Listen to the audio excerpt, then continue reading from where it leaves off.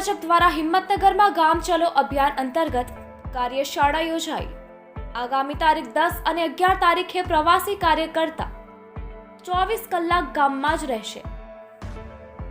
હિંમતનગર સાબરકાંઠા ભાજપ દ્વારા હિંમતનગર શહેરના કચ્છી સમાજવાડી ખાતે આજ રોજ ગામ ચલો અભિયાનના પ્રદેશના સહ કન્વીનર શૈલેષભાઈ પટેલ, લોકસભા સીટના પ્રભારી દુષ્યંતભાઈ પંડ્યા, પ્રદેશ ભાજપ ઉપાધ્યક્ષ કૌશલ્ય કુંવરબા પરમાર, જિલ્લા ભાજપ પ્રમુખ કનુભાઈ પટેલની ઉપસ્થિતિમાં જિલ્લાની કાર્યશાળા યોજાઈ હતી।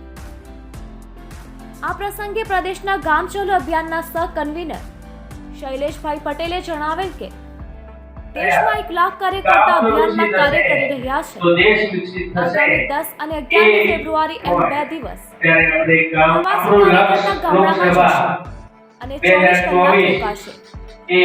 આનો ઉદ્દેશ વિશે જણાવેલ કે આ સમય દરમિયાન ગામના તમામ અલગ અલગ સમાજના લોકોને મળવું, તેમની સાથે બેઠક કરી લાભાર્થીઓને તેમના પરિવારને પણ મળવું, તેમનો અભિપ્રાય લેવો, જેનાથી 2024 ની ચૂંટણી માટે જન સમર્થન મેળવવો।